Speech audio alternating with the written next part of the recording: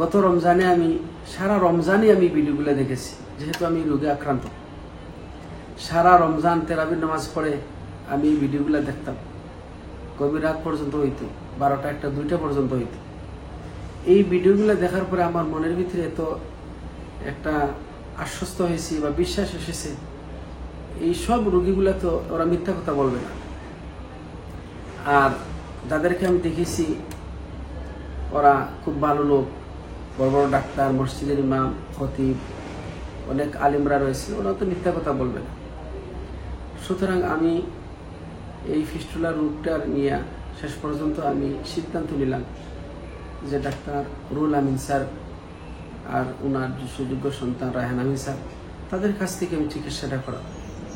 শেষ পর্যন্ত আমি রমজানের পরেই, ঈদের পরেই আমি স্যারের কাছে চলে আসি যোগাযোগ করে।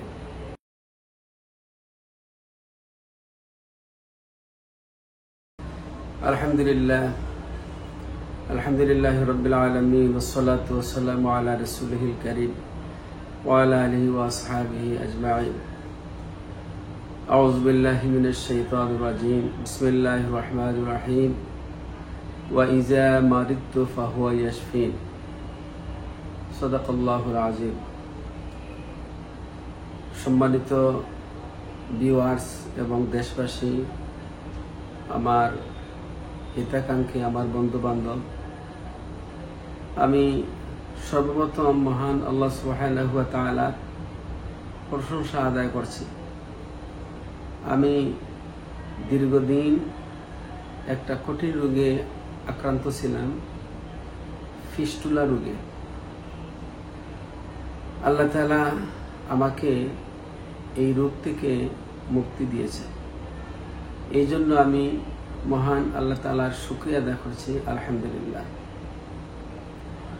আমি 2022 থেকে 2022-এর নভেম্বরে আমার একটা ফোড়া হয়েছিল, এই যে পায়খানা রাস্তার প্রায় 3 ইঞ্চি উপরে বা 2 ইঞ্চি উপরে। তখন আমি, আমার বাড়ি সিলেট সদরে, আমি মাদ্রাসার একজন টিচার, শিক্ষক। এই ফোড়া হওয়ার পরে আমি সিলেট উসমানী হসপিটালে অপারেশন করিয়েছিলাম। 1 বছর পরে আবার এই রোগটা ফিরে যায়। তখন আমি এই রোগটা নিয়ে বড় চিন্তিত ছিলাম, আমি এখন কি করব। খুবই চিন্তা করেছি এবং এ নিয়ে বহু ঘাটাঘাটি করেছি। ঘাটাঘাটি করার পরে আমি ইউটিউবে ঘাটাঘাটি করেছি, এখন কি করি।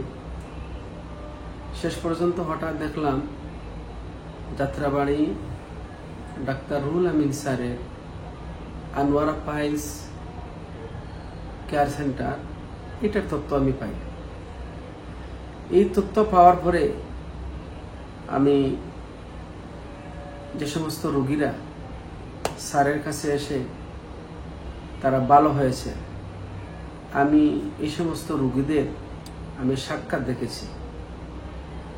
এই সমস্ত রোগীদের কাছ থেকে আমি যে বক্তব্যগুলো পেয়েছি, এই রোগীগুলা তারা নিজের মন মতো, তাদের মন থেকে তারা কথা বলেছে।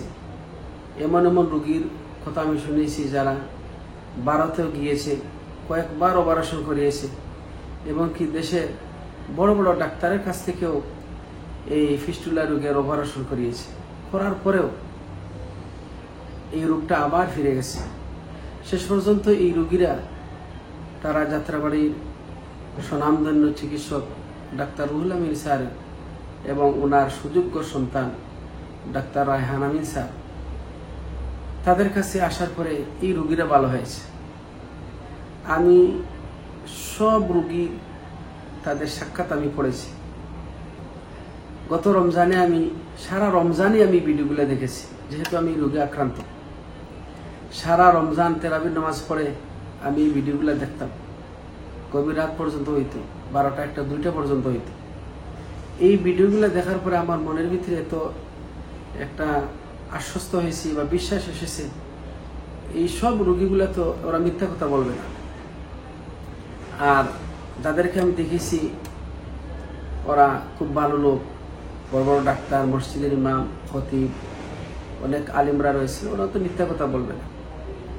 সুতরাং আমি এই ফিস্টুলা রোগটার নিয়ে শেষ পর্যন্ত আমি সিদ্ধান্ত নিলাম যে ডাক্তার রুহুল আমিন স্যার আর ওনার যে সুযোগ্য সন্তান রায়হান আমিন স্যার, তাদের কাছ থেকে আমি চিকিৎসাটা করা। শেষ পর্যন্ত আমি রমজানের পরেই, ঈদের পরেই আমি স্যারের কাছে চলে আসি যোগাযোগ করে। আমি এখানে আসার পরে আসলে আমি যে জিনিসটা দেখলাম, আমি আশ্চর্য হয়ে গেছি। স্যার আমাকে চিকিৎসা করিয়েছে। আসলে আমি এই রোগ থেকে যে ভালো হব আমার কল্পনাই ছিল না। সবচেয়ে বড় জিনিস হচ্ছে ডাক্তারের যদি ব্যবহার ভালো হয়, কথাবার্তা ভালো হয়, তাহলে রোগটা কিন্তু অনেকটা সেরে যায়। ডাক্তারের যে এত সুন্দর ব্যবহার হয় আমার আসলে আগে জানা ছিল না, কিন্তু স্যার এবং ওনার ছেলে রায়হান আমিন স্যার, তাদের ব্যবহার, তাদের কথাবার্তা আমি অত্যন্ত মুগ্ধ হয়েছি। যেদিন আমার স্যার আমাকে মূল কাজটা করিয়েছে সকাল 8টার দিকে, 8টা থেকে নিয়ে প্রায় 1টা পর্যন্ত স্যার আমার কাছেই ছিলেন। 5 মিনিট পর পর আমার কাছে গিয়েছে, উনি দেখাশোনা করেছেন। আমি মুগ্ধ হয়ে গেছি। 8টা থেকে নিয়ে 1টা পর্যন্ত স্যার আমার কাছ থেকে যান নাই। তার চেম্বারের পাশে আর একটা রুম, ওই পাশে সবসময় যাওয়া আসা করেছে। আসলে আমরা স্যারের জন্য এবং তার ছেলে রায়হান আমিন স্যারের জন্য দোয়া করি। রায়হান আমিন স্যার তো আরো ভালো, আমার কাছে অত্যন্ত ভালো একজন ডাক্তার। উনি রোগীদের সাথে এমনভাবে মিশেন, স্যারের ব্যবহার, স্যারের কথা শুনলেই আসলে রোগটা অনেকটা ভালো হয়ে যায় এবং মন খুলে কথা বলা যায়। যে কোনো জিনিস আপনি মন থেকে, এমনকি আমি স্যারের কাছে বলেছি, স্যার যে আমার যে কোনো সমস্যা হয়, স্যার আমাকে নম্বর দিয়ে বলেছেন, এ রায়হান আমিন স্যার, যে আপনি রাত 2টা হইলে আমাকে ফোন দিবেন, কোনো অসুবিধা হইলে আমি চলে আসবো। এরকম তো কোনো ডাক্তার বলবে না। তো আমার দরকার হয় না আর স্যারকে কল দেয়নি। আমি যে সময় স্যারকে বলেছি স্যার এই সমস্যা, উনি সমাধান করার চেষ্টা করেছে। তো আলহামদুলিল্লাহ, আল্লাহ তাআলার শুকরিয়া আদায় করি। রুহুল আমিন স্যার এবং রায়হান আমিন স্যার, তাদের তত্ত্বাবধানে আমি এই কঠিন এবং জটিল এই ফিস্টুলা রোগ থেকে আল্লাহ তাআলা আমাকে মুক্তি দিয়েছে। আমি আল্লাহ তাআলার শুকরিয়া আদায় করি। এবং আমি এই রোগী যারা আছে, আমি আমার অভিজ্ঞতা থেকে বলছি, কারণ ওনারা তো আমার কোনো আত্মীয় না, ওনারা আমার কোনো বংশেরকেও না। শুধুমাত্র চিকিৎসা স্বার্থে বলছি, কেউ যদি এই রোগে আক্রান্ত হন, তাহলে আপনারা অন্য কোথাও না গিয়ে আপনারা এখানে আসেন।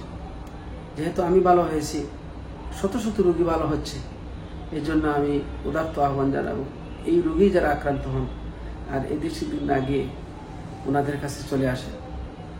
ওনাদের কাছে আসলে আমার মনে হয় যে আপনার উপকার পাবে, টাকাও কম যাবে, মনের শক্তিও পাবে। কারণ এই রোগ যারা অপারেশন করায়, এই রোগটা আবার ফিরে যায়। কিন্তু স্যারের কাছে যত রোগী তারা অপারেশন করিয়েছেন, অপারেশন ছাড়া চিকিৎসাটা হয়, আলহামদুলিল্লাহ, অপারেশন ছাড়াই চিকিৎসাটা হয়।